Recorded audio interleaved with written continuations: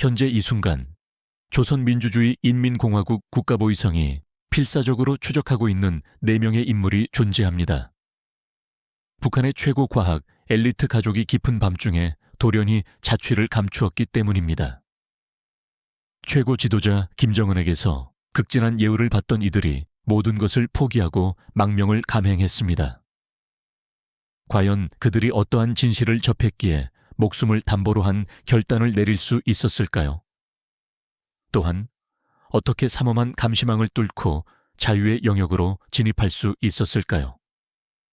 지금부터 그 숨막히는 96시간의 기록을 상세히 전해드리겠습니다.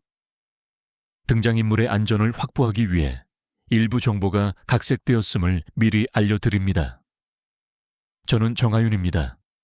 제가 최고 지도자 김정은 앞에서 핵융합 방정식을 직접 설명했다고 말씀드리면 믿으시겠습니까? 그것도 고작 17세의 나이의 말입니다. 국제물리 올림피아드에서 2번째 금메달을 목에 걸었을 때 저는 북한 과학계의 미래로 추앙받았습니다. 시상대 위에서 인공기가 개양되는 모습을 바라보며 뜨거운 눈물을 흘렸습니다. 위대한 원수님, 이 영광을 당신께 바칩니다. 라고 외쳤던 저의 맹세는 전 세계에 생중계되었습니다. 평양으로 복귀한 다음 날, 믿기 어려운 사건이 발생했습니다. 하윤 동무, 원수님께서 즉시 오라고 하신다. 국가보위성 요원 3명이 새벽녘에 저희 집을 찾아왔습니다. 저의 아버지 정구진은 김일성 종합대학 핵물리학 교수였고 어머니 최수연은 생명공학 연구원이었으나 이 시각에 들이닥친 보위부 요원들 앞에서는 그저 전율을 금할 수 없었죠. 무슨 일이요? 아버지의 목소리가 미세하게 떨렸습니다. 좋은 일입니다, 정 교수님. 보위부 요원은 드물게 희미한 미소를 지어 보였습니다. 저희 가족은 금수산 태양궁전 별관으로 안내되었습니다. 대리석 복도를 걸으며 다리가 떨렸습니다. 문이 열리자 최고 지도자 김정은이 실제로 서 있었습니다. 우리 하윤이가 왔구나. 그가 직접 걸어 나와 저의 손을 잡았습니다. TV 화면으로 보던 것보다 훨씬 젊은 모습이었습니다. 남조선 놈들이 뭐라고 했나? 그가 웃으며 질문했습니다. 한국 학생들이 저에게 서울대학교로 오라고 권유했습니다. 저는 원수님의 품을 절대 떠날 수 없다고 당당하게 거절했습니다. 역시 우리 하윤이야. 김정은은 크게 웃었습니다. 내가 특별한 선물을 준비했다. 그날 저희 가족은 평양 중심부에 위치한 특급 아파트를 하사받았습니다. 30평 규모의 광활한 주거 공간이었습니다. 저희는 최신형 독일제 실험 장비를 지급받았으며 무엇보다 놀라웠던 것은 그 다음 발표였습니다. 하윤이는 지금부터 국가과학원 핵융합연구소의 특별연구원이다. 저는 17세의 나이에 핵융합연구원이 된 것입니다. 이는 북한 역사상 최연소 기록이었습니다. 감사합니다, 원수님. 저는 또다시 울먹이며 맹세했습니다. 반드시 우리 공화국을 에너지 강국으로 만들겠습니다. 다음 날부터 저의 일과는 완전히 변화했습니다. 아침 5시에 기상하여 김일성, 김정일, 김정은 초상화 앞에서 충성을 맹세하고 6시부터 핵융합연구소로 출근했습니다. 정하윤 연구원, 오늘은 플라즈마 가둠 시간 연장 실험을 진행할 것이다. 선임 연구원들은 저에게 특별한 예우를 보였습니다. 다른 연구원들이 30대가 넘어야 비로소 다룰 수 있는 장비를 제가 직접 운용했기 때문입니다. 점심시간에도 연구는 끊임없이 지속되었습니다. 하윤 동무, 이 방정식에 대해 조언 좀 해줘. 자기장 계산이 일치하지 않아. 여기 적분 구간이 잘못 설정되었네요. 이렇게 수정해 보십시오. 제가 수식을 교정하자 선임들은 경탄을 금치 못했습니다. 역시 천재는 다르구나. 저녁에는 특별 사상 교육이 있었습니다. 남조선은 미국의 해구산에 의존하는 가련한 나라다. 하지만 우리는 자체적인 핵융합 기술로 무한한 에너지를 창출할 것이다. 저는 그 말을 맹목적으로 신뢰했습니다. 우리가 핵융합을 성공시키면 전 세계가 우리를 부러워할 것이라고 말입니다. 저의 남동생 정지훈은 15세임에도 불구하고 컴퓨터 천재로 통했습니다. 그는 국가보안 시스템 개발에 참여할 정도의 실력이었죠. 누나, 오늘 보안성에서 새로운 암호 체계를 구축했어. 대단하구나. 역시 우리 지훈이야. 온 가족이 함께하는 저녁 식사는 늘 화목했습니다. 우리 하윤이가 오늘도 훌륭한 성과를 이룩했다며? 아버지가 자랑스러운 목소리로 물으셨습니다. 플라즈마 온도를 0.3초 더 유지하는 데 성공했어요. 정말 경이롭구나. 우리 가족이 조국의 미래를 건설하고 있어. 어머니는 유전자 조작표 개발 공로로 김정은 표창을 받으셨고, 아버지는 우라늄 농축 효율을 5% 증대시키셨습니다. 겉으로 보기에는 완벽한 과학자 가족이었습니다. 그러나 지금 되돌아보면 부모님의 눈빛에는 항상 불안감이 서려 있었습니다. 특히 아버지는 해외 학술지를 열람하실 때마다 깊은 한숨을 내쉬곤 하셨죠. 그때는 알지 못했지만 이미 부모님께서는 진실을 인지하고 계셨던 것입니다. 주말이면 가족끼리 대동강변을 따라 산책했습니다. 그때 아버지는 종종 의미심장한 말씀을 건네셨습니다. 하윤아, 과학자에게 가장 중요한 덕목이 무엇일까? 당연히 조국에 대한 충성입니다. 그래, 하지만 진실을 추구하는 것 역시 중요하단다. 그 말씀의 깊은 의미를 당시에 저는 깨닫지 못했습니다. 두 번째로 최고 지도자 김정은을 접견했던 날, 저는 더욱 놀라운 제안을 받았습니다. 하윤아, 내년 베이징 국제과학포럼에 우리 공화국 대표로 참석하거라. 핵융합 성과를 세계 만방에 알려야지. 영광입니다, 원수님. 김정은은 저의 어깨에 손을 올렸습니다. 너와 같은 인재가 존재하기에 마음이 든든하다. 남조선 과학자들이 얼마나 부러워하겠는가. 집으로 돌아오는 차량 안에서 부모님은 이상하리만큼 침묵하셨습니다. 동생 지훈이만이 신이 나서 떠들었죠. 누나가 베이징에 간다니 정말 대단해. 하지만 그 영광스러운 초대장이 우리 가족의 운명을 완전히 뒤바꾸게 될 줄은 그때는 꿈에도 상상하지 못했습니다. 모든 것이 완벽하게 보였던 그 순간이 사실은 거대한 감옥 생활의 절정이었다는 것을 곧 깨닫게 될 참이었습니다. 베이징 포럼 초대를 받은 후 한 달이 경과했습니다. 포럼 준비를 시작하면서 저는 처음으로 해외 자료를 접할 기회를 얻었습니다. 물론 철저히 검열된 자료들이었지만 그 속에서도 충격적인 내용들을 발견할 수 있었습니다. 하윤아, 이 자료는 극비사항이다. 연구소 보안 담당자가 봉인된 파일을 저에게 건넸습니다. 중국과 러시아의 핵융합 연구 현황이다. 자료를 펼쳐보는 순간 숨이 막혔습니다. 중국은 이미 플라즈마를 100초 이상 유지하는 데 성공했더군요. 우리는 고작 2초였는데 말입니다. 이것이 정말 사실인가요? 제가 떨리는 목소리로 물었습니다. 서방 세계에 과장된 선전일 수도 있어. 너무 맹신하지 마. 그러나 데이터는 거짓말을 하지 않았습니다. 온도, 압력, 자기장 세기까지 모든 수치가 정확하게 명시되어 있었습니다. 우리가 얼마나 뒤처져 있는지를 처음으로 인지하게 된 순간이었습니다. 그날 밤 집에서 지훈이가 몰래 제 방으로 찾아왔습니다. 누나, 이것 좀 봐. 지훈이가 USB 메모리를 건넸습니다. 이게 뭐니? 내가 보안 시스템을 점검하다가 발견한 것인데 한국 과학자들의 논문이야. 저의 심장이 쿵쿵거렸습니다. 이것은 명백히 반동 자료에 해당했습니다. 지훈아, 이런 것은 절대 봐서는 안 돼. 누나도 궁금하지 않아? 우리가 정말 세계 최고인지. USB를 컴퓨터에 연결하는 순간 경이로운 새로운 세계가 펼쳐졌습니다. 카이스트 서울대학교, 포항공과대학교 등 한국 대학들의 연구 성과가 가득했습니다. 특히 충격적이었던 것은 한국계 미국인 과학자 김필립의 논문이었습니다. 그는 불과 35세에 노벨 물리학상 후보에까지 올랐더군요. 북한 출신 부모를 둔 과학자가 자유로운 환경 속에서 이룩한 성과였습니다.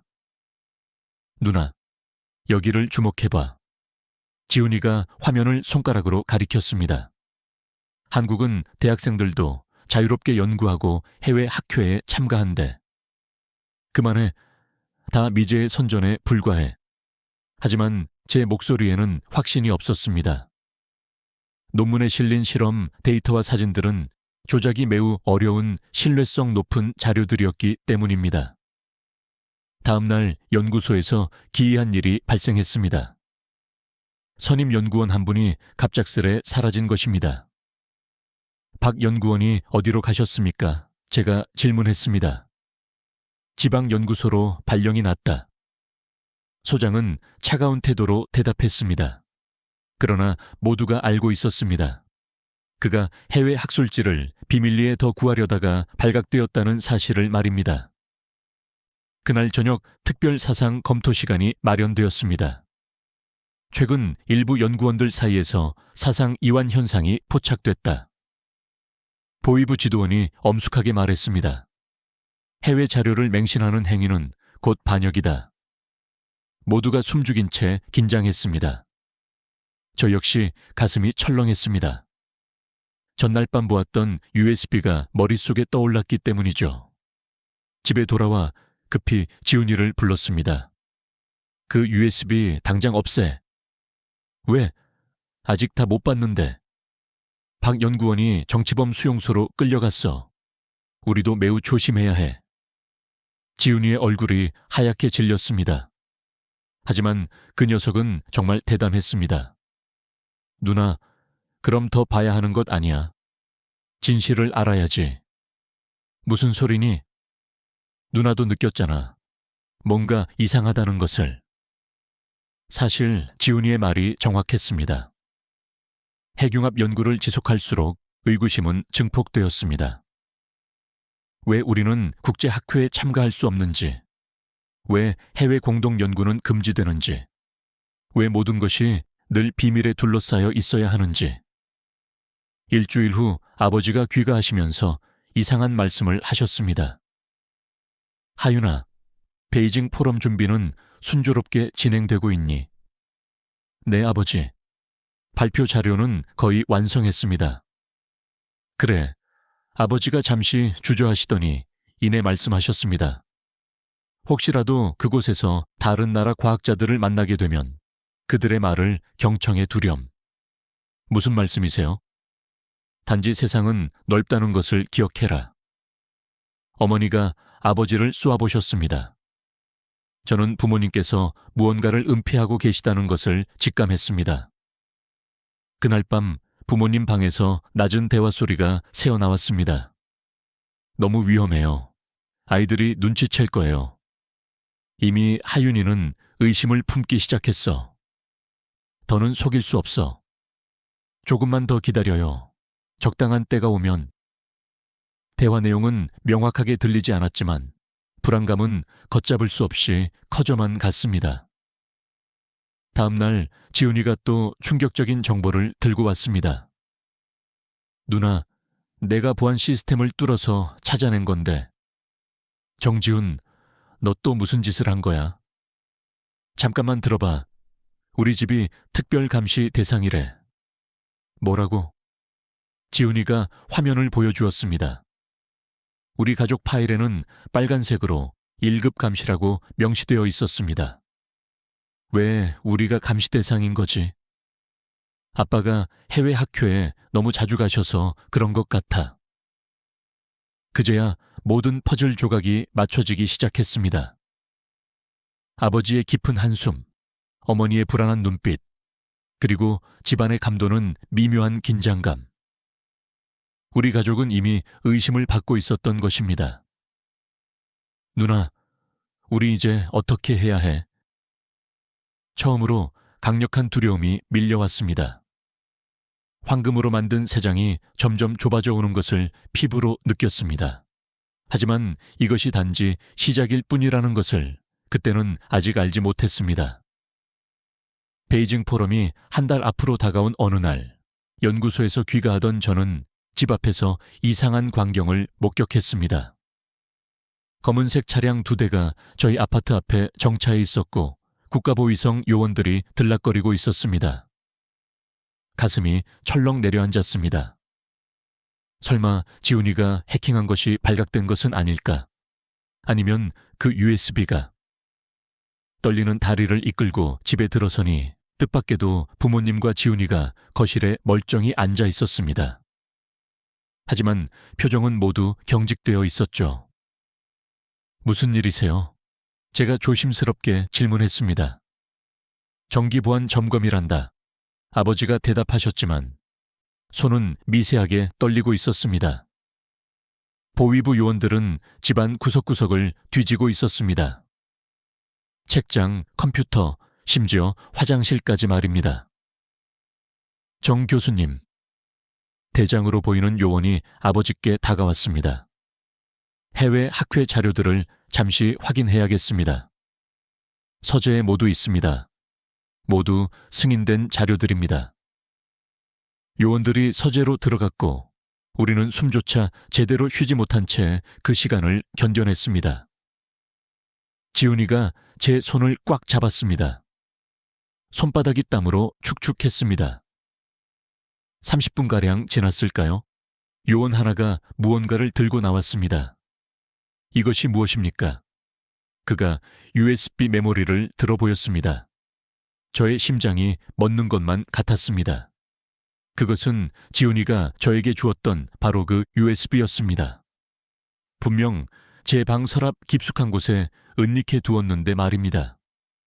모르겠는데요. 아버지가 침착하게 대답하셨습니다. 처음 보는 물건입니다. 정 교수님 서재에서 발견되었습니다. 그때 어머니가 앞으로 나서셨습니다. 아, 그거 제가 환자 진료 기록을 백업해 둔 거예요. 병원에서 지급받은 거라. 요원은 의심 가득한 눈빛으로 USB를 들여다보았습니다. 확인해 봐야겠습니다. 가져가겠습니다. 하지만 그 안에 환자 개인 정보가. 어머니가 당황하며 말을 흐렸습니다. 국가보안이 우선입니다. 요원들이 떠난 후 우리는 한참 동안 아무 말도 하지 못했습니다. 그 USB 안에 무엇이 들어있니? 아버지가 낮은 목소리로 물으셨습니다. 한국 과학자들의 논문이요. 지훈이가 울먹이며 대답했습니다. 아버지의 얼굴은 사색이 되었습니다. 모두 짐을 싸라. 지금 당장. 여보, 어머니가 깜짝 놀라셨습니다. 시간이 없어. 그들이 내용을 확인하면 끝장이야. 그때 현관벨이 울렸습니다. 우리 모두는 얼어붙었습니다. 정 교수님, 다시 왔습니다. 벌써? 이렇게 빠르게? 아버지가 문을 여니 아까 그 대장이 서 있었습니다. 그런데 그의 표정이 달랐습니다. USB 내용을 확인했습니다. 그가 말했습니다. 다행히 정말 의료 기록이더군요. 우리 모두는 안도의 한숨을 내쉬었습니다. 하지만 그 다음 말에 다시 극도의 긴장감이 감돌았습니다. 그런데 이상한 점이 있어서요. 파일 생성 날짜가 오늘 오후입니다. 순간 정적이 흘렀습니다. 그럴 리가. 어머니가 말을 더듬으셨습니다. 뭔가 숨기는 것이 있으신 것 같은데요. 그때 지훈이가 앞으로 나섰습니다. 제가 했습니다. 뭐? 제가 누나 연구 자료를 백업하려다가 실수로 엄마 파일을 덮어 쓴 거예요. 날짜가 그래서 그렇습니다. 요원은 지훈이를 뚫어지게 응시했습니다. 15세 소년이 보안 USB를 다룬다고? 저 컴퓨터 영재반 출신이잖아요. 그 정도는 할 수 있습니다.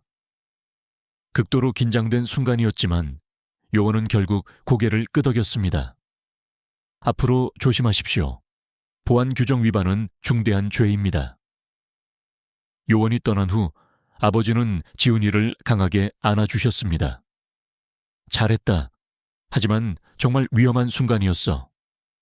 그 USB의 진짜 내용은 어디에 있어요? 제가 물었습니다. 지훈이가 씩 웃었습니다. 제가 바보예요. 당연히 따로 백업해 두었죠. 클라우드 서버에. 클라우드가 뭐니? 누나는 물리만 아는군요. 인터넷 저장 공간입니다. 북한 보안망 밖에 있는. 그날 밤 가족 회의가 소집되었습니다.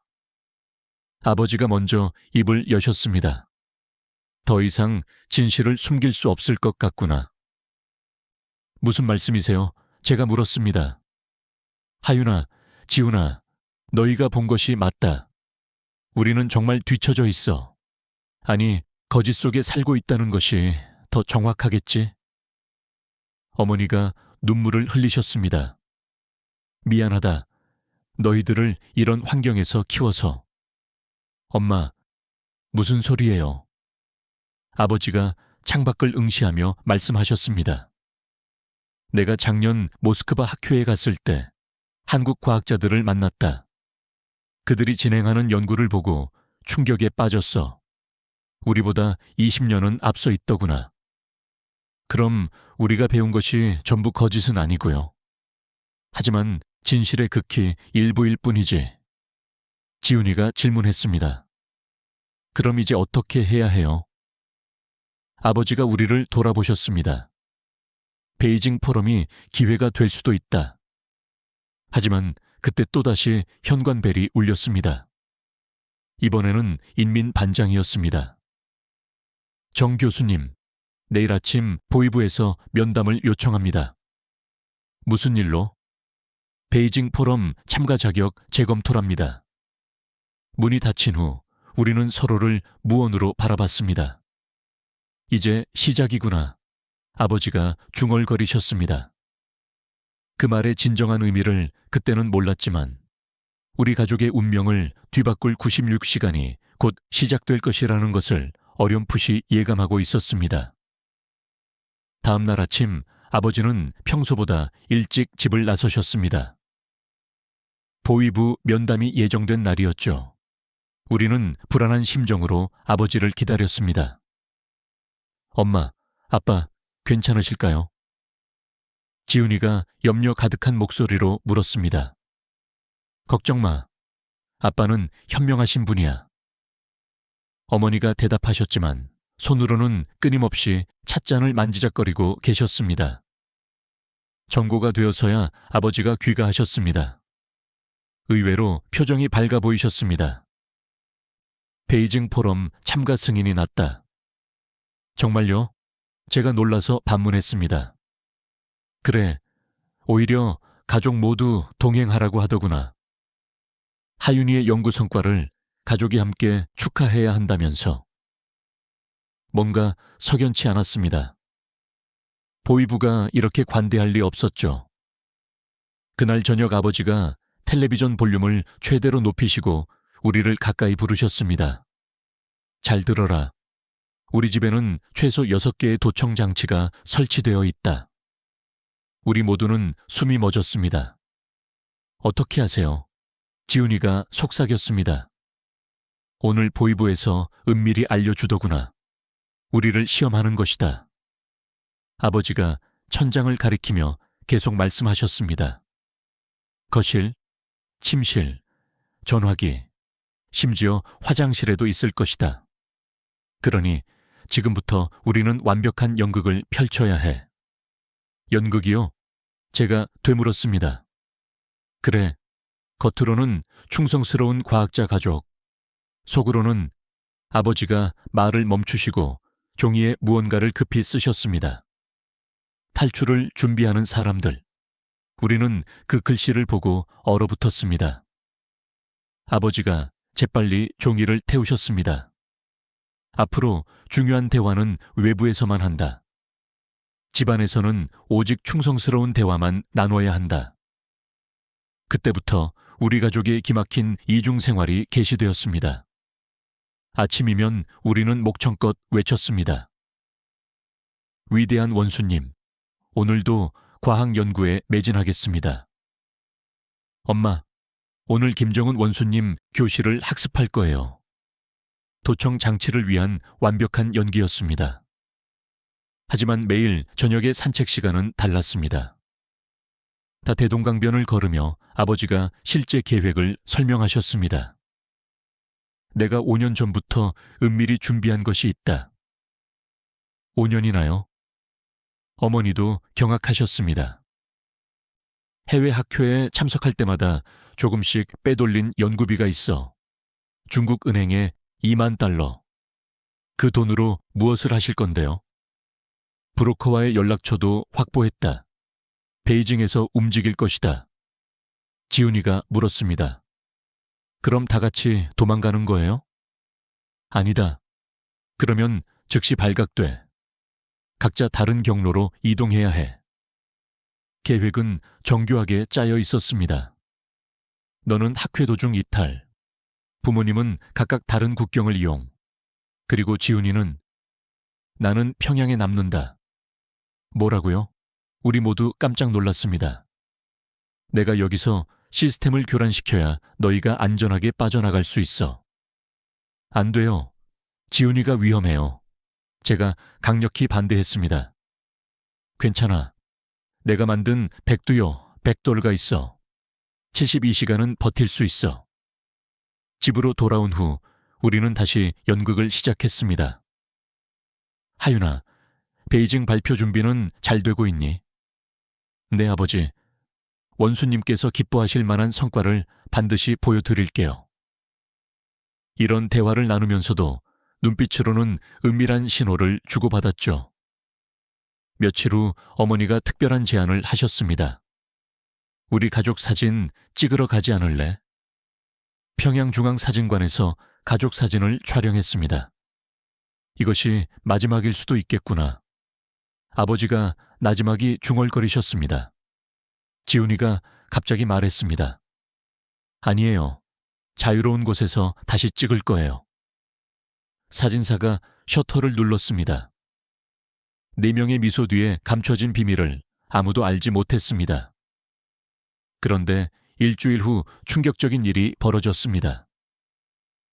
정 교수님, 가족 모두 오늘 저녁 특별 만찬에 초대되셨습니다. 특별 만찬이요? 김정은 원수님께서 주최하시는 과학자 가족 만찬입니다. 베이징 출발 3일 전이었습니다. 최악의 타이밍이었죠.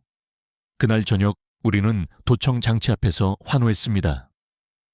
원수님께서 우리 가족을 기억하고 계시다니 정말 영광이에요. 하지만 화장실에 모여서는 다른 대화를 나눴습니다. 이거 함정일 수도 있어. 아버지가 걱정하셨습니다. 그래도 안 갈 수는 없잖아요. 어머니가 한숨을 쉬셨습니다. 오히려 기회예요.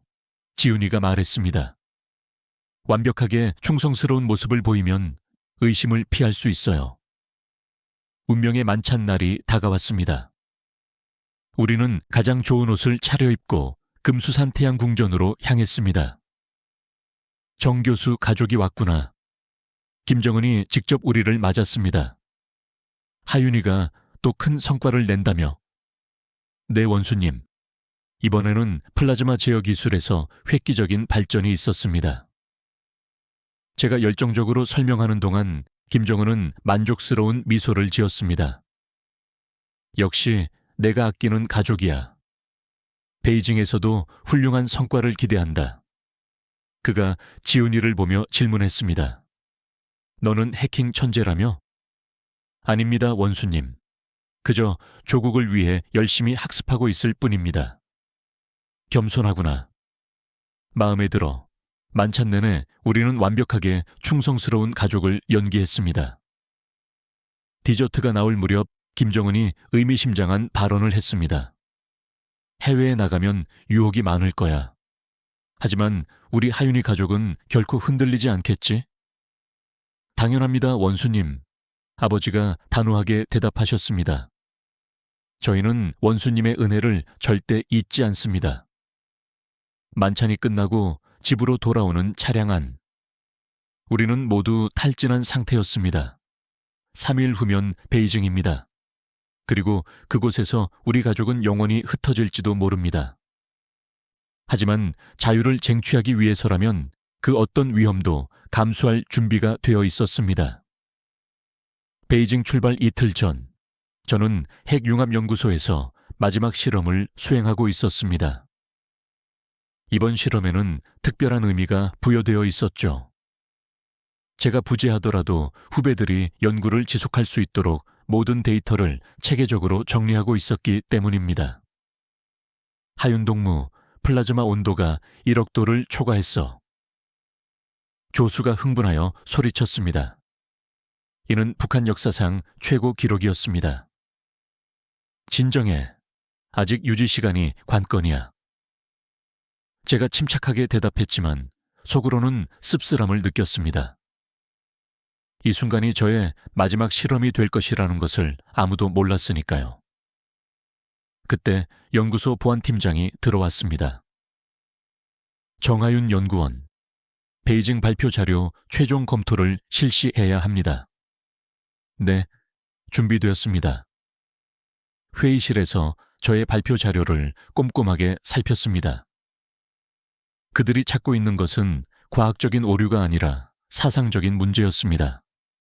이 부분, 국제협력의 중요성을 너무 강조한 것 같은데, 우리 공화국의 자립적 발전을 우선적으로 언급하고 보조적으로만 협력을 말하겠습니다. 좋아. 그리고 한국 과학자를 만날 경우 당연히 우리의 우월성을 입증해야 합니다. 팀장이 만족스럽게 고개를 끄덕였습니다. 그날 밤 집에서 가족들과 마지막 저녁 식사를 했습니다. 겉으로는 평범한 식사처럼 보였지만 우리 모두는 알고 있었습니다. 다시는 이렇게 한자리에 모이지 못할 수도 있다는 것을요. 하윤아, 베이징 날씨는 춥다니까 옷 따뜻하게 챙겨라. 어머니가 평소처럼 잔소리를 하셨습니다. 네, 엄마. 걱정 마세요. 식사 후 지훈이가 제 방으로 왔습니다. 누나, 이거 가져가. 작은 USB였습니다. 이게 뭐니? 내가 만든 프로그램이야. 중국에서 안전하게 연락할 수 있는 암호화 통신 앱. 지훈아, 그리고 이건 내 최고 작품이야. 지훈이가 노트북을 열었습니다. 북한 출입국 관리 시스템에 심어놓은 시한폭탄 같은 거야. 내가 신호를 보내면 72시간 동안 시스템이 마비돼. 너무 위험해. 들키면 어쩌려고? 걱정 마. 나도 빠져나갈 준비는 다 해뒀어. 그날 밤 부모님도 각자의 방식으로 작별을 준비하셨습니다. 아버지는 연구 노트를 정리하시고 어머니는 환자 기록을 마무리하셨죠. 새벽 3시 우리는 몰래 옥상에 모였습니다. 평양의 야경이 어둠 속에 펼쳐져 있었습니다. 각자 비상 연락 방법은 숙지했지? 아버지가 확인하셨습니다. 중국 단둥의 조선족 식당 백두산.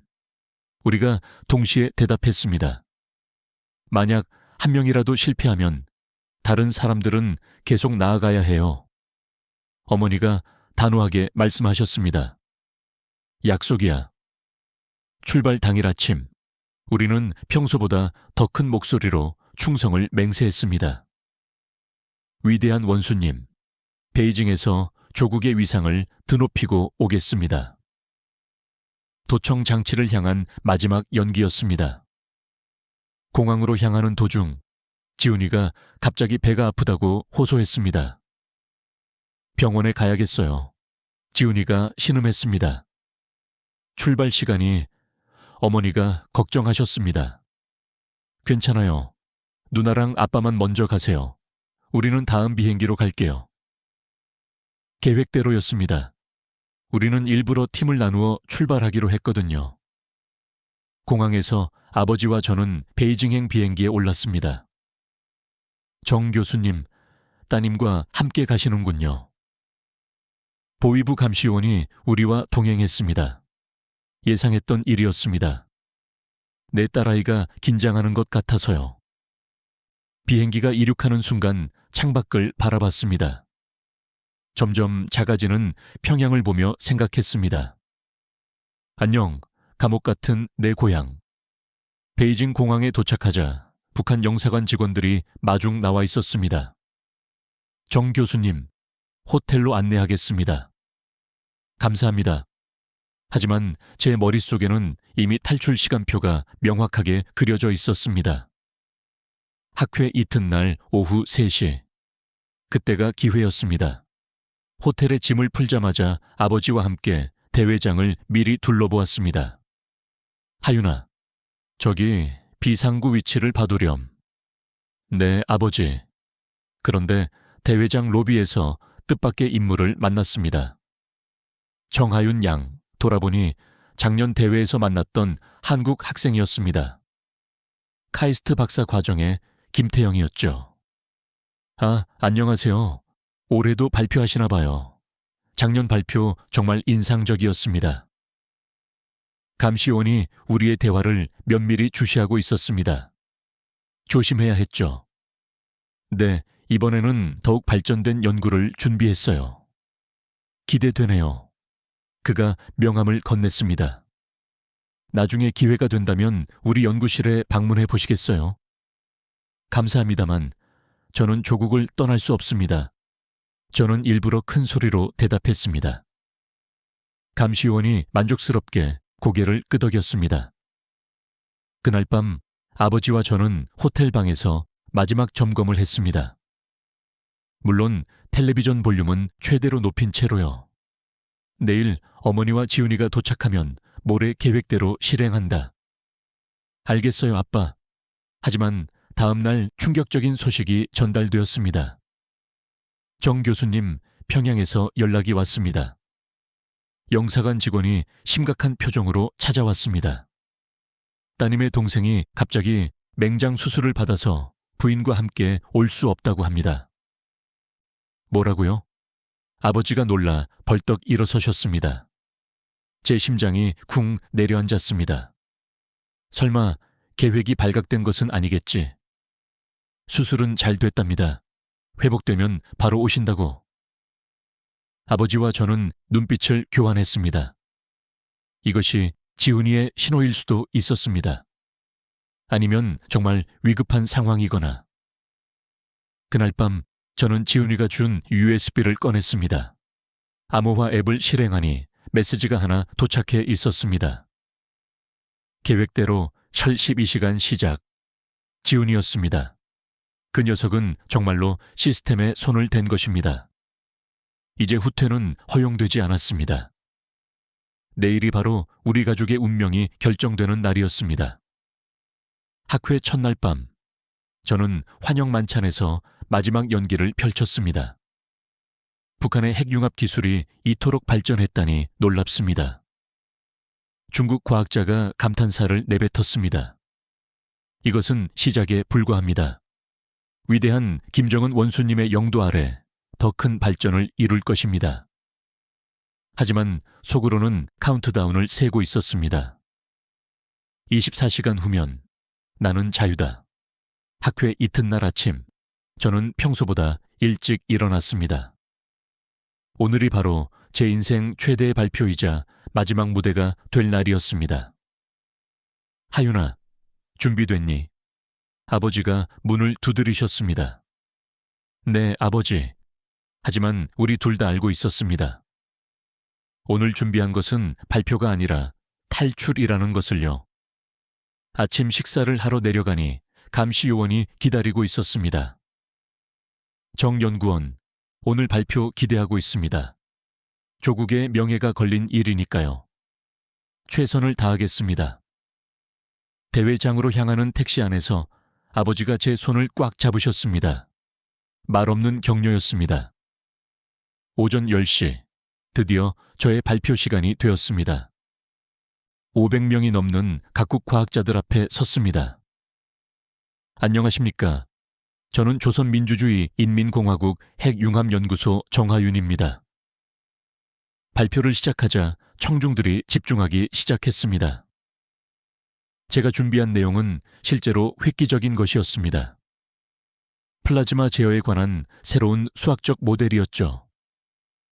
이 방정식을 통해 우리는 플라즈마 유지 시간을 기존보다 5배 연장할 수 있었습니다. 청중석에서 감탄사가 흘러나왔습니다. 특히 미국과 일본 과학자들이 열심히 필기하는 모습이 눈에 띄었습니다. 발표가 끝나자 질문이 쇄도했습니다. 놀라운 성과입니다. 국제 공동 연구 계획은 없으신가요? 바로 이 순간이었습니다. 제가 기다리던 질문이었죠. 저희는 항상 열려 있습니다. 과학에는 국경이 없다고 믿으니까요. 감시요원의 표정이 굳어졌지만 이미 늦었습니다. 청중들은 열렬히 박수를 쳤고 수많은 명함이 저에게 전달되었습니다. 점심 휴식 시간, 아버지와 저는 화장실에서 잠시 만났습니다. 오후 3시, 계획대로야. 아버지가 속삭이셨습니다. 엄마와 지훈이는요? 각자 움직이고 있을 거다. 믿어야지. 오후 2시 세션이 시작되었습니다. 저는 일부러 맨 뒷줄에 앉았습니다. 2시 45분, 저는 조용히 자리에서 일어났습니다. 화장실에 가는 척하며 복도로 나왔죠. 그런데 감시요원이 저를 따라왔습니다. 어디 가십니까? 화장실이요. 같이 가죠. 심장이 쿵쿵거렸지만 저는 침착하게 걸었습니다. 화장실 입구에서 그가 기다리는 사이 저는 지훈이가 준 USB를 꺼냈습니다. 화장실 창문에 미리 준비해둔 로프가 있었습니다. 어젯밤 아버지가 설치해둔 것이었죠. 3시 정각, 저는 창문을 열고 밖으로 뛰어내렸습니다. 1층이라 높지 않았습니다. 정연구원, 정연구원. 뒤에서 감시원의 외침이 들렸지만 저는 미친 듯이 달렸습니다. 미리 확인해둔 비상구를 통해 건물을 빠져나왔습니다. 택시를 잡고 외쳤습니다. 베이징 서역으로 가주세요. 빨리요. 운전사가 이상하게 쳐다봤지만 제가 100위안을 내밀자 바로 출발했습니다. 그때 휴대전화가 울렸습니다. 아버지였습니다. 나도 빠져나왔다. 계획대로 따로 움직여. 네, 아버지. 조심하세요. 서역에 도착한 저는 미리 예매해둔 시안행 기차표를 찾았습니다. 가짜 신분증으로 만든 것이었죠. 지훈이가 해킹하여 만들어준 중국 신분증이었습니다. 기차에 오르는 순간 뒤에서 경찰 사이렌 소리가 들렸습니다. 이미 수배가 시작된 것 같았습니다. 지훈아, 내 시스템이 작동하고 있겠지. 그때 평양에 있던 지훈이는 국가보안성 지하 전산실에 있었습니다. 지훈 동무, 시스템 점검은 끝났나? 네, 이상 없습니다. 하지만 지훈이는 이미 모든 준비를 완료한 상태였죠. 출입국 관리 시스템, 수배 전산망, 심지어 보위부 통신망까지. 그가 심어놓은 악성 코드가 곧 작동될 예정이었습니다. 한편 어머니는 두만강 근처 온성군 병원에 계셨습니다. 최 선생, 환자 회진 끝났으면 돌아가셔도 됩니다. 감사합니다. 그런데 약품 창고 확인 좀 하고 갈게요. 어머니는 약품 창고로 가는 척하며 병원 뒷문으로 빠져나가셨습니다. 미리 연락해둔 브로커가 트럭에서 대기하고 있었죠. 아버지는 신의주에서 학술 세미나에 참석 중이셨습니다. 정 교수님, 베이징 소식 들으셨습니까? 동료 교수가 물었습니다. 무슨 소식이요? 따님이 행사장에서 사라졌다고. 아버지는 놀란 표정을 지으셨습니다. 뭐라고요? 그럴 리가. 완벽한 연기였습니다. 사실 아버지 또한 이미 탈출 준비를 마친 상태였기 때문입니다. 저는 시안행 기차 안에서 지훈이의 메시지를 확인했습니다. 59시간 레메이. 시스템 혼란 시작. 정말로 북한 전산망이 마비되기 시작한 것입니다. 그런데 갑자기 기차가 멈췄습니다. 차장이 들어와 신분증 검사를 시작했어요. 신분증 보여주세요. 떨리는 손으로 가짜 신분증을 내밀었습니다. 차장이 유심히 들여다보았습니다. 심장이 터질 것 같았습니다. 장유혜 씨, 베이징에서 무엇을 하셨어요? 과학학회에 참석했습니다. 학생이세요? 네, 칭화대학 박사 과정입니다. 다행히 지훈이가 완벽하게 위조한 가짜 신분이 통과되었습니다. 차장이 신분증을 돌려주고 나갔습니다. 하지만 안심하기에는 일렀습니다.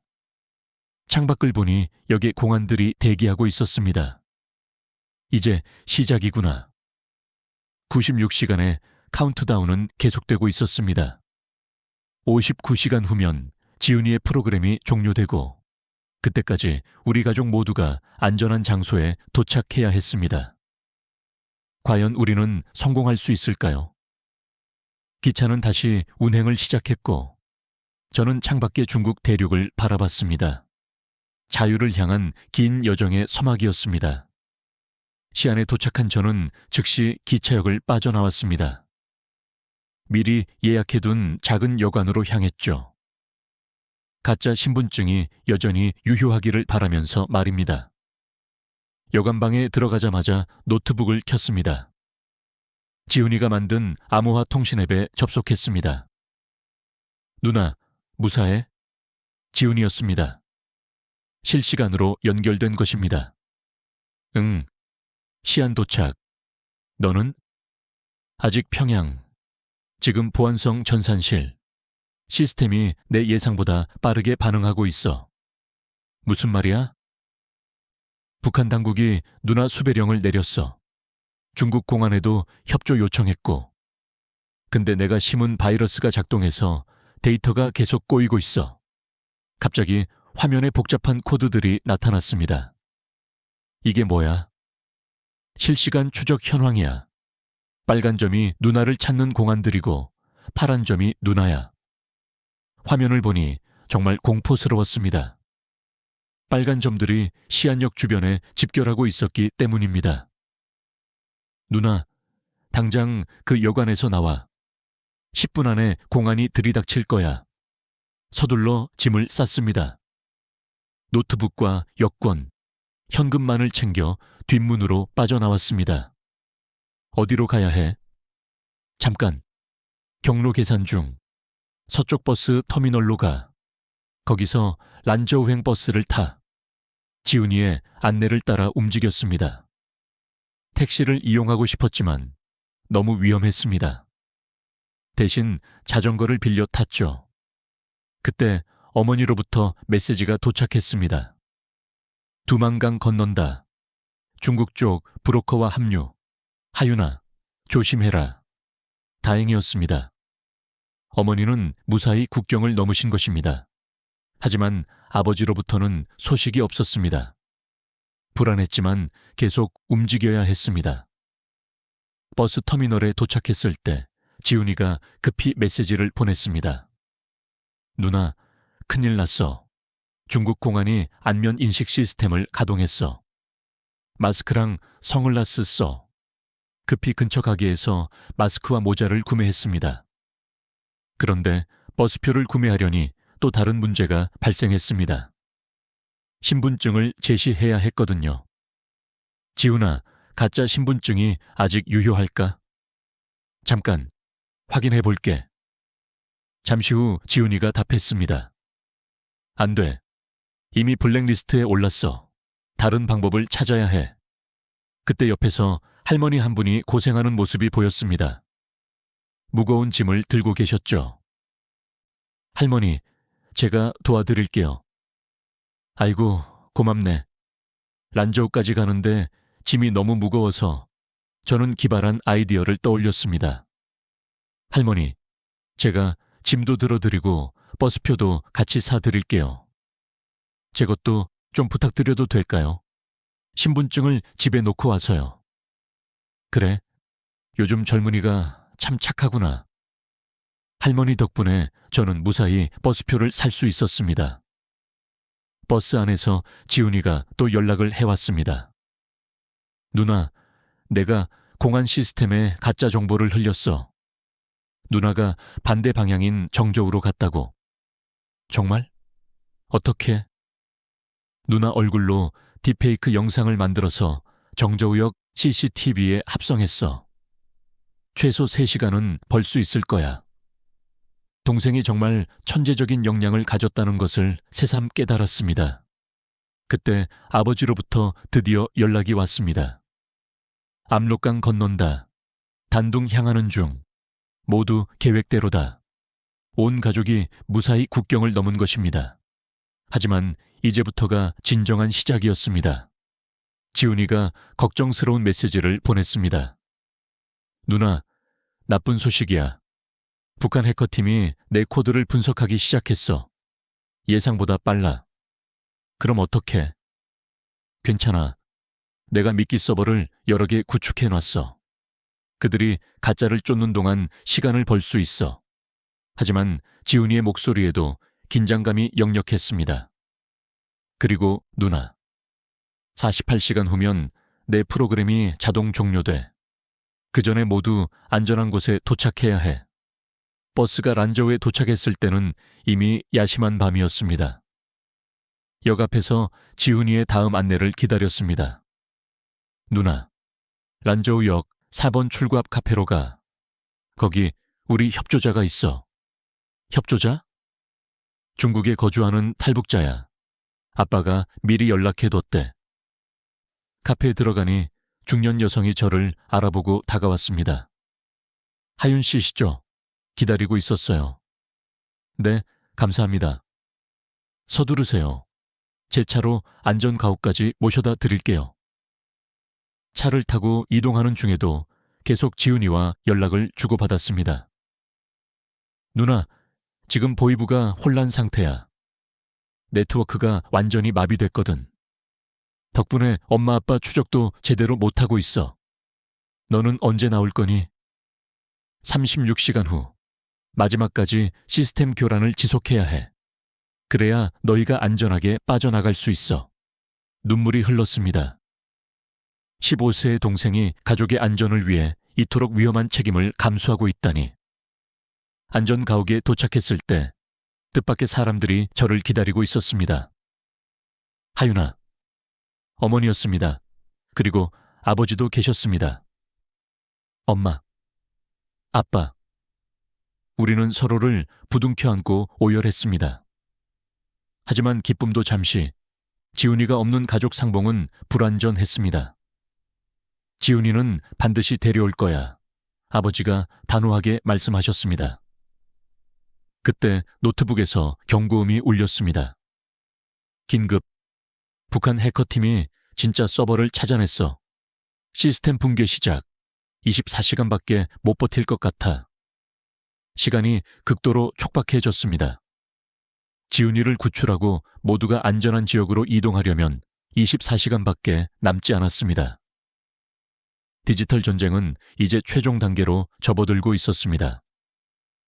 안전 가옥에서의 짧은 재회 후 우리는 다시 흩어져야 했습니다. 중국 당국의 추적을 피하기 위해서는 함께 움직일 수 없었죠. 지훈이 구출 작전을 개시해야 해. 아버지가 지도를 펼치며 말씀하셨습니다. 24시간 안에요? 어머니가 염려스럽게 물으셨습니다. 지훈이가 보낸 좌표를 보면 평양에서 벗어나 함경북도로 향하고 있어. 무산 근처에서 만나기로 했다. 그때 지훈이로부터 음성 메시지가 도착했습니다. 배경에서는 다급한 발걸음 소리가 들렸습니다. 누나, 나 지금 평양역이야. 청진행 야간 열차 탔어. 보이부가 5분 차이로 놓쳤대. 시스템이 18시간 정도밖에 못 버틸 것 같아. 지훈아, 조심해. 제가 마이크에 대고 외쳤습니다. 걱정 마. 내가 준비한 것이 또 있어. 누나는 어디야? 안전가옥 근처야. 이제 국경으로 갈 거야. 아버지가 계획을 설명하셨습니다. 하윤이랑 어머니는 투먼으로 가라. 거기서 대기하고 있어. 나는 무산으로 가서 지훈이를 데려올게. 너무 위험해요. 어머니가 반대하셨습니다. 내가 가야 해. 국경 지리에 익숙하니까. 우리는 다시 작별해야 했습니다. 이번엔 정말 마지막이기를 간절히 바라면서요. 어머니와 저는 투먼으로 향하는 차량에 몸을 실었습니다. 조선족 브로커가 운전했습니다. 국경 경비가 요즘 매우 삼엄합니다. 특히 밤에는 더 위험하죠. 알아요. 하지만 시간이 없습니다. 차 안에서 계속 지훈이의 상황을 확인했습니다. 그가 실시간으로 위치를 전송하고 있었거든요. 청진 도착, 무산행 버스 기다리는 중. 여기에 보이부 요원들 많아. 얼굴 가리고 조심해. 이미 변장했어. 누나가 가르쳐준 대로. 한편 아버지는 무산으로 신속히 향하고 계셨습니다. 새벽 3시 우리는 투먼 근처의 은신처에 도착했습니다. 그곳에서 또 다른 탈북자 가족을 만났습니다. 저희도 오늘 밤 강을 건너려고요. 젊은 부부가 말했습니다. 아이도 있네요. 어머니가 놀라셨습니다. 네, 5살이에요. 더 크기 전에 자유를 찾아주고 싶어서요. 모두가 같은 꿈을 품고 있었습니다. 자유를 향한 간절함이었습니다. 그때 지훈이로부터 다급한 메시지가 도착했습니다. 누나, 큰일 났어. 보위부가 내 행적을 파악했어. 무산 검문소에 비상령이 내려졌대. 그럼 어떡해? 루트를 바꿔야 해. 회령 쪽으로 갈게. 아버지께 연락했더니 이미 상황을 알고 계셨습니다. 나도 회령으로 방향을 바꿨다. 지훈이보다 먼저 도착해서 준비할게. 새벽 4시. 드디어 강을 건널 시간이 도래했습니다. 조용히 따라오세요. 안내인이 속삭였습니다. 두만강은 생각했던 것보다 넓었습니다. 11월 말의 강물은 얼음장처럼 차가웠죠. 여기가 가장 얕은 곳이에요. 그래도 허리까지는 물이 찹니다. 우리는 옷을 비닐에 단단히 싸서 머리 위로 들었습니다. 발을 담그는 순간 온몸이 얼어붙는 듯 했습니다. 엄마, 괜찮으세요? 제가 어머니 손을 꽉 잡았습니다. 응, 걱정 마. 하지만 어머니의 손은 이미 얼음덩이였습니다. 절반쯤 건넜을 때 갑자기 손전등 불빛이 비쳤습니다. 거기 누구야? 북한 국경 경비대였습니다. 뛰어! 안내인이 소리쳤습니다. 우리는 미친 듯이 강을 건너기 시작했습니다. 총소리가 들려왔지만 멈출 수 없었죠. 5살 아이를 안고 가던 아버지가 넘어졌습니다. 아이 데리고 먼저 가요. 그가 외쳤습니다. 어머니와 제가 아이를 받아 안고 달렸습니다. 중국 땅에 발을 올리는 순간 다리에 힘이 풀렸습니다. 하지만 안심하기에는 일렀습니다. 여기도 안전하지 않아요. 서두르세요. 우리는 젖은 몸으로 30분을 더 걸어야 했습니다. 추위에 온몸이 떨려왔습니다. 그때 지훈이로부터 연락이 왔습니다. 누나, 나 회령 도착했어. 근데 아빠가 안 보여. 불안했지만 희망적인 소식도 있었습니다. 시스템 완전 붕괴까지 8시간 남았어. 그 전에 만나야 해. 드디어 안전한 곳에 도착했을 때 아버지로부터 전화가 왔습니다. 지훈이 찾았다. 지금 국경으로 데려가고 있어. 정말요? 무사하세요? 응. 하지만 경비가 삼엄해서 원래 계획대로는 안 될 것 같아. 그때 지훈이가 전화를 바꿔 받았습니다. 누나, 나 괜찮아. 근데 여기 상황이 안 좋아. 다른 방법 찾아야 할 것 같아. 무슨 방법? 내가 하나 더 준비한 게 있어. 국경경비대 통신망에 심은 바이러스. 10분간 마비시킬 수 있어. 그거면 충분하니? 충분해야지. 다른 방법이 없어. 새벽 5시 30분. 지훈이의 마지막 해킹이 시작되었습니다. 지금이야. 지훈이가 외쳤습니다. 아버지와 지훈이는 어둠 속에서 강을 향해 전력 질주했습니다. 우리는 중국 쪽에서 손전등을 흔들며 신호를 보냈습니다. 여기야. 이쪽이야. 10분이 영원처럼 길게 느껴졌습니다. 드디어 두 사람의 실루엣이 시야에 들어왔습니다. 빨리. 시간 없어. 지훈이가 헐떡이며 외쳤습니다. 마지막 몇 미터를 남겨두고 경보음이 울리기 시작했습니다. 통신망이 복구된 것입니다. 뛰어! 아버지가 지훈이를 밀어주며 먼저 보냈습니다. 총소리가 울렸지만 두 사람 모두 무사히 중국 땅을 밟았습니다. 지훈아, 제가 동생을 꼭 끌어안았습니다. 누나, 우리 정말 해냈어. 15세 천재 해커는 온몸이 진흙투성이었지만 환하게 웃고 있었습니다. 시스템은 아버지가 물으셨습니다. 5시간 후 완전히 복구될 거예요. 그때쯤이면 우리는 이미 멀리 있겠죠. 드디어 우리 가족 4명이 모두 재회했습니다. 두만강의 차가운 물살도 총소리도 그 어떤 방해도 우리를 막을 수 없었습니다. 이제 정말로 자유를 향한 최종 여정만이 남았습니다. 중국 국경을 넘은 우리 가족은 즉시 내륙으로 이동해야 했습니다. 탈북자들을 돕는 조선족 브로커가 낡은 봉고차로 우리를 태웠습니다. 이제부터가 진정한 시작입니다. 브로커가 말했습니다. 중국 공안, 북한 보위부 모두가 당신들을 찾고 있어요. 차 안에는 우리 가족 외에도 6명의 탈북자가 더 있었습니다. 모두가 같은 꿈, 즉 자유를 안고 있었죠. 옌지까지 8시간, 그 다음 기차로 쿤민까지 이틀, 거기서 라오스 국경까지 또 하루 브로커가 경로를 설명했습니다. 지훈이가 노트북을 열었습니다. 시스템 완전 복구까지 3시간 남았어. 그 후엔 우리 행적이 전부 드러날 거야. 괜찮아. 아버지가 지훈이 어깨를 두드리셨습니다. 네가 벌어준 시간으로 충분해. 하지만 첫 검문소에서부터 위기가 찾아왔습니다. 차 쓰세요. 중국 공안이었습니다. 우리는 숨을 죽였습니다. 화물 검사합니다. 모두 내리세요. 브로커가 봉투를 슬쩍 건넸지만 공안은 고개를 저었습니다.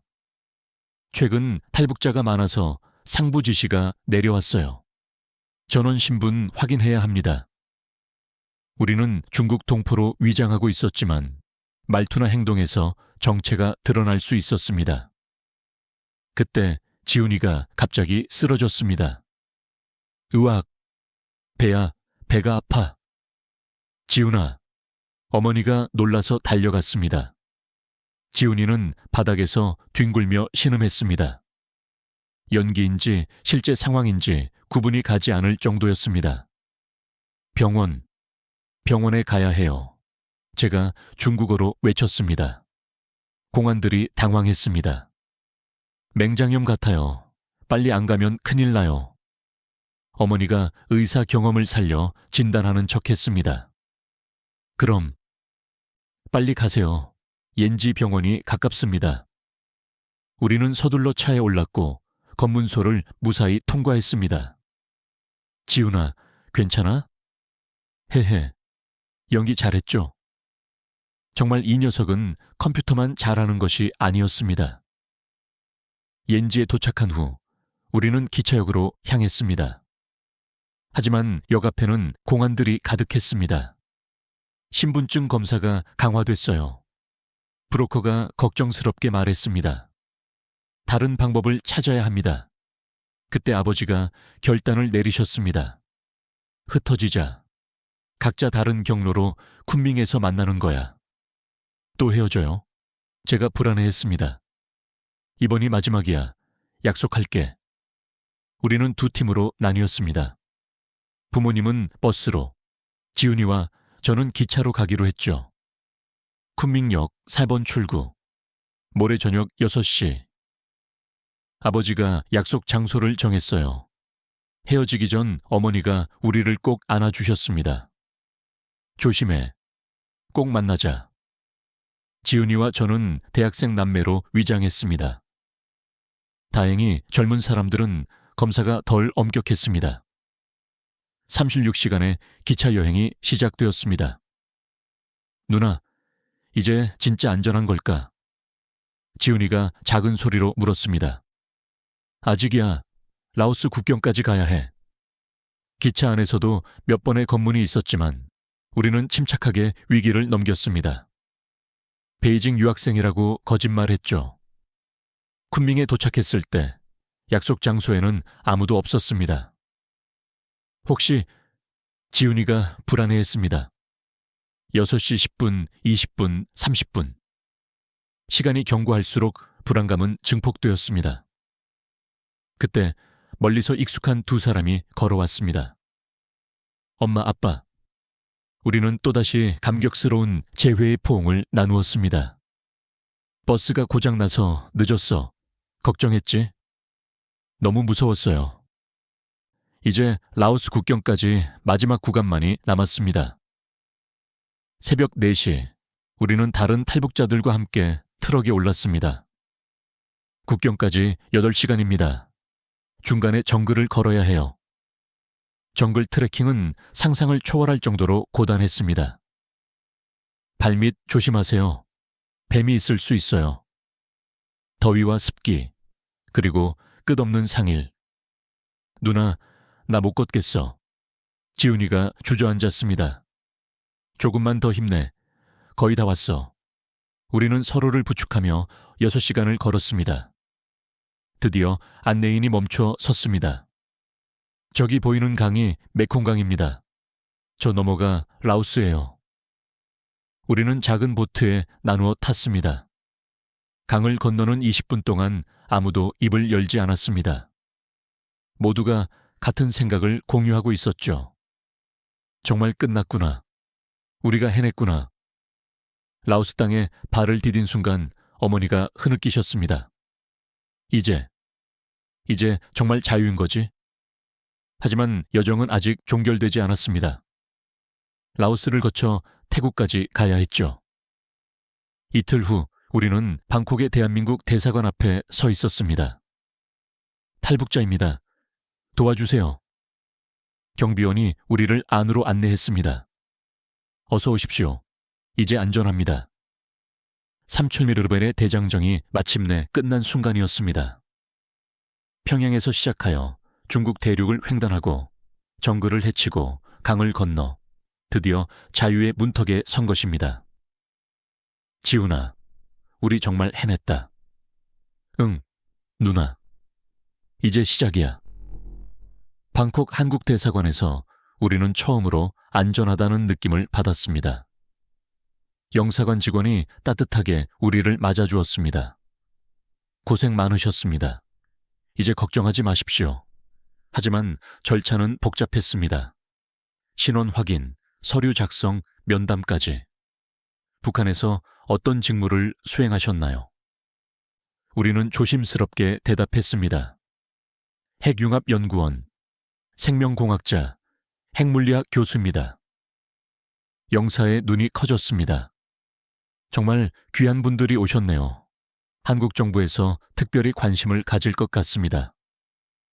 일주일 동안 대사관 보호시설에 머물렀습니다.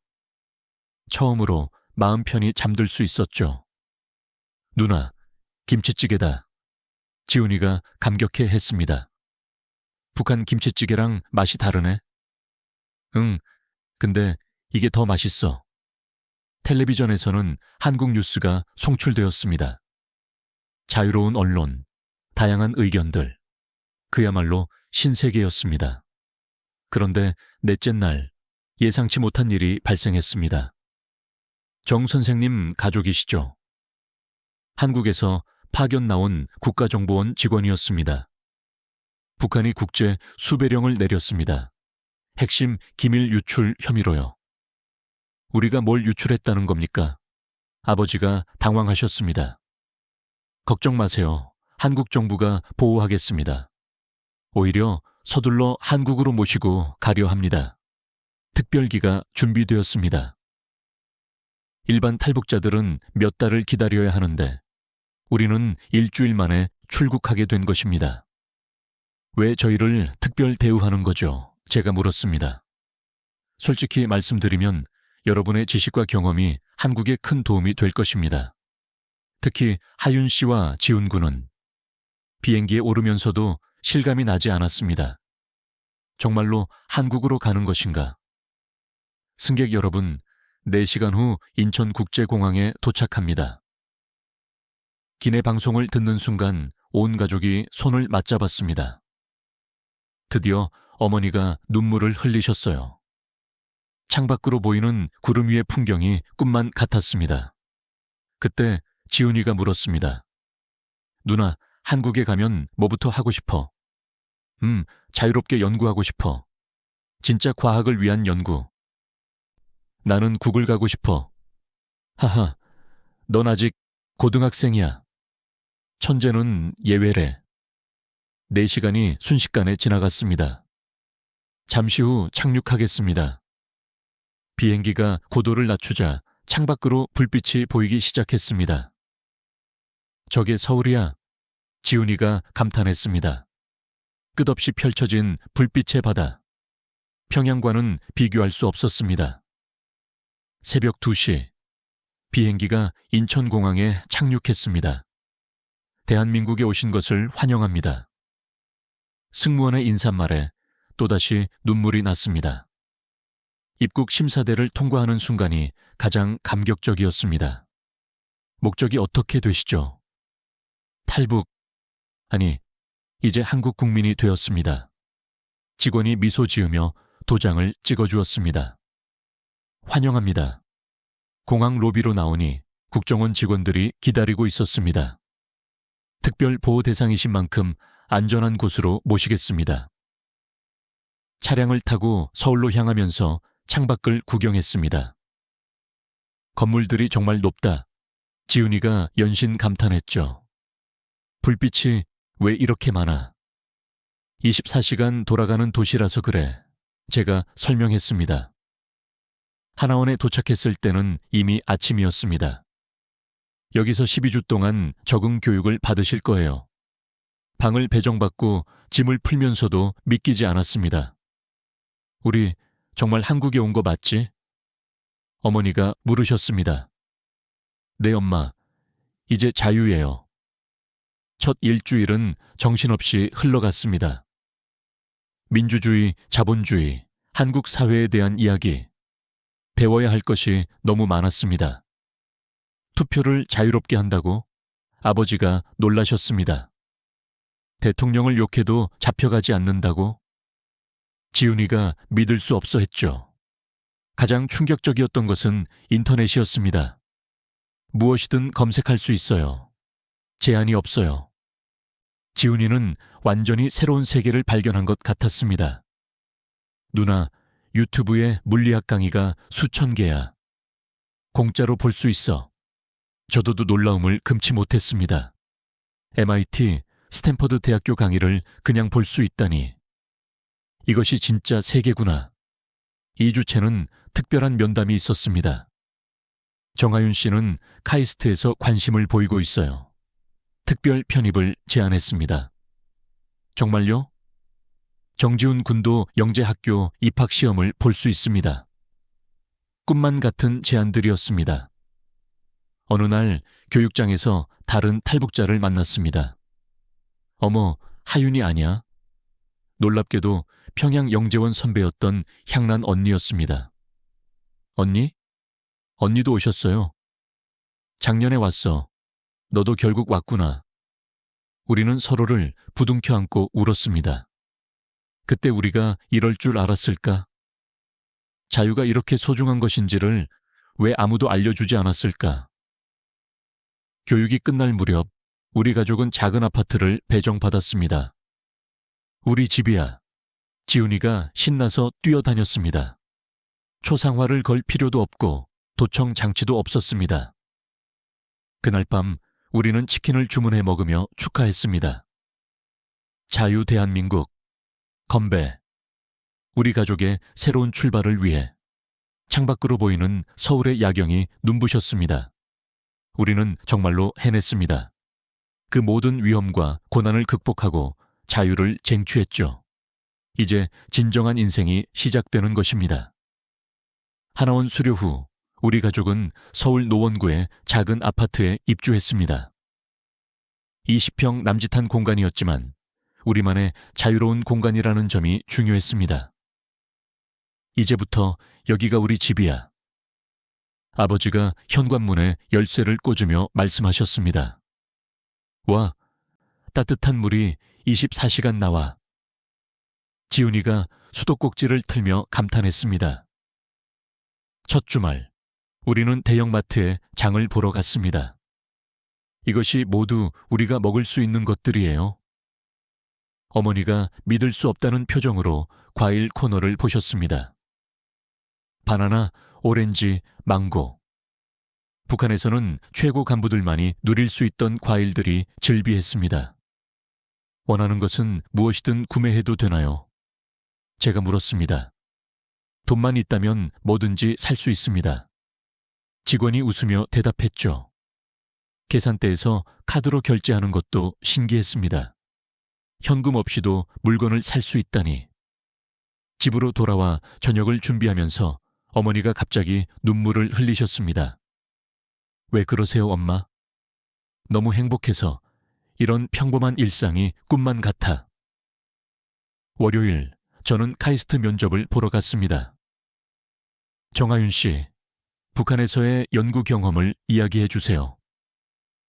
17세의 핵융합 연구에 참여했습니다. 플라즈마 제어 분야에서 교수님들이 놀라며 질문을 쏟아냈습니다.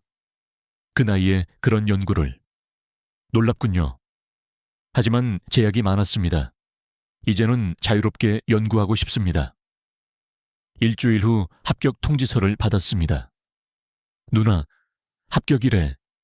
지훈이가 저보다 더 기뻐했습니다. 지훈이 역시 영재학교 시험에서 놀라운 성과를 보였습니다. 15세의 나이에 이런 프로그래밍 실력이라니. 어디서 배웠습니까? 북한 보안 시스템을 해킹하면서요. 지훈이가 솔직하게 대답했습니다. 면접관들은 웃음을 참느라 애를 먹었죠. 아버지는 원자력 연구원 면접을 보셨고 어머니는 의사 자격 시험을 준비하기 시작하셨습니다. 하지만 적응이 순탄하지만은 않았습니다. 어느 날 제가 편의점에서 아르바이트를 구하려 했을 때였습니다. 탈북자세요? 죄송한데 자리가 없네요. 몇 군데에서 거절을 당했습니다. 탈북자에 대한 편견이 존재했던 것입니다. 누나, 우리가 이상한 걸까? 지훈이가 물었습니다.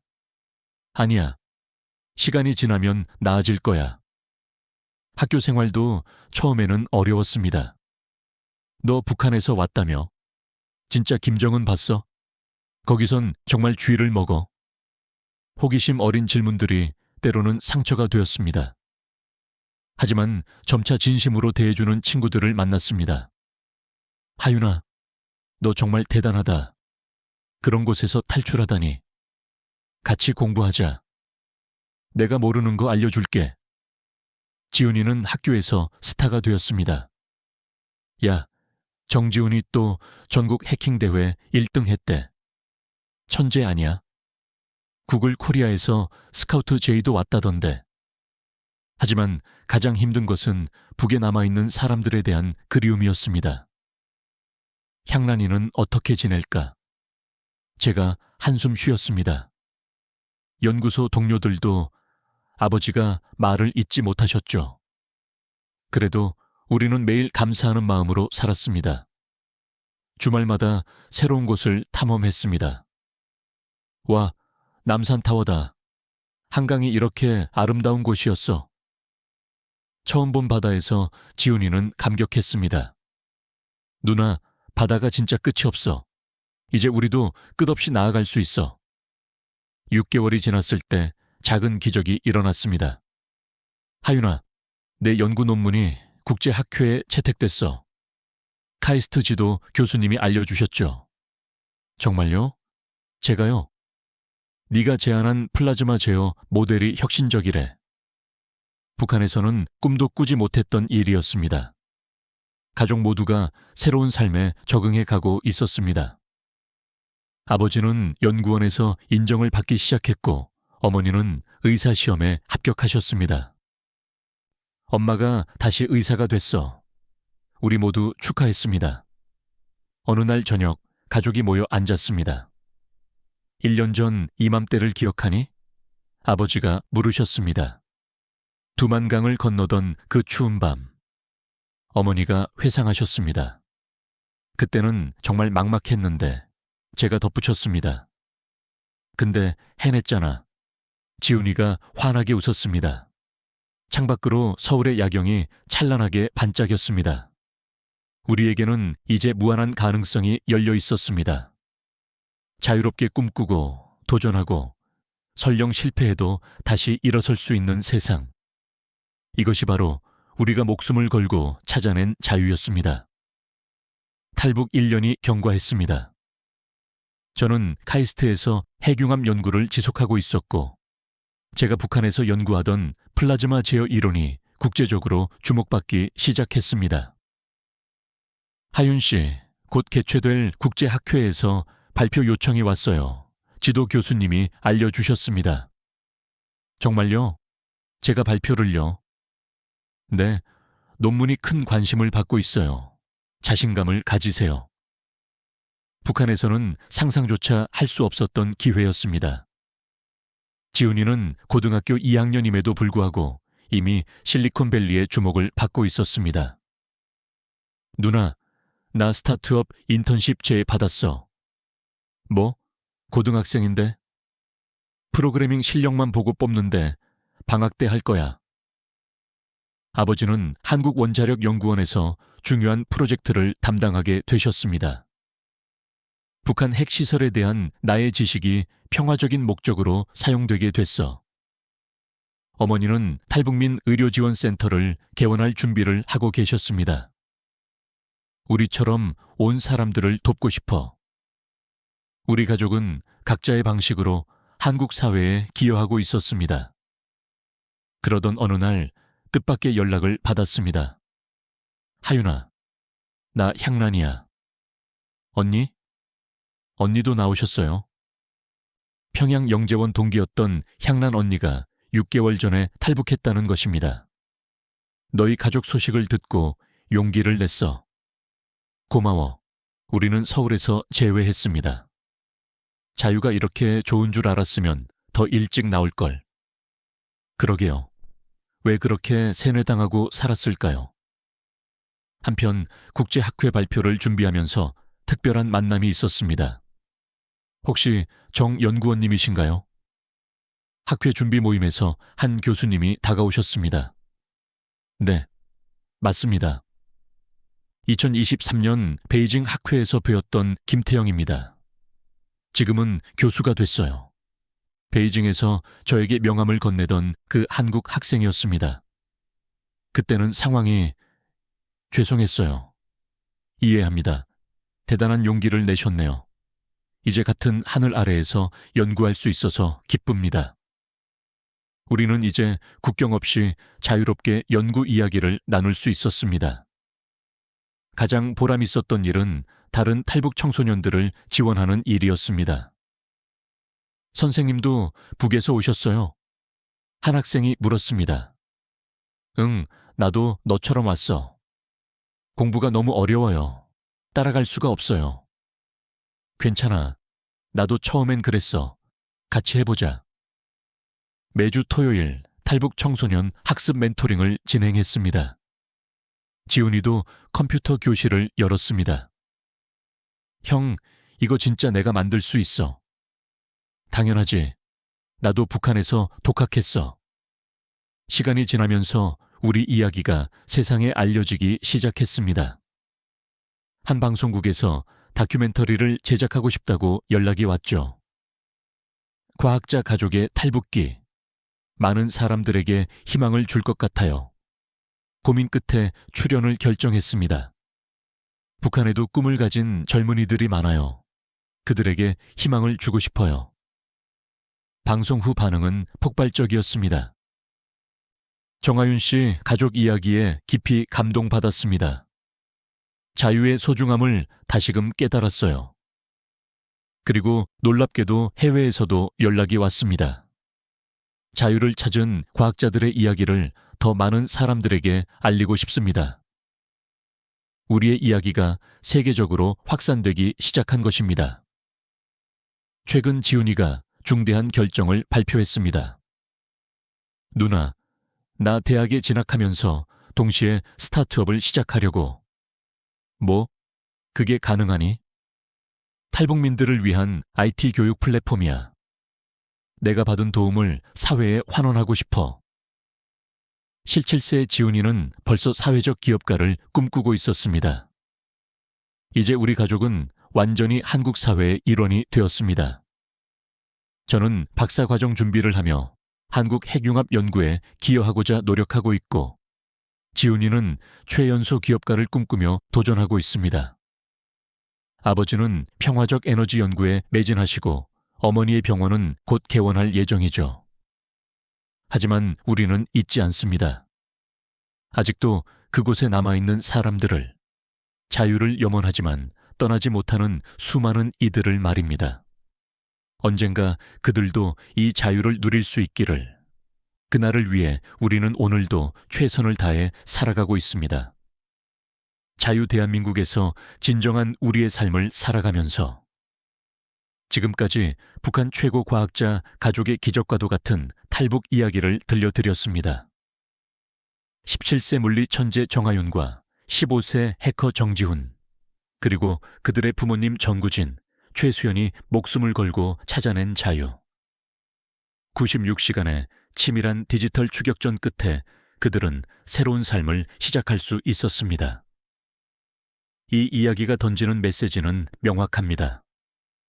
자유는 그 무엇과도 바꿀 수 없는 절대적인 가치라는 사실입니다. 지금도 북한에는 자유를 갈망하는 수많은 주민들이 있습니다. 언젠가 그들도 이 자유를 온전히 누릴 수 있기를 간절히 염원합니다.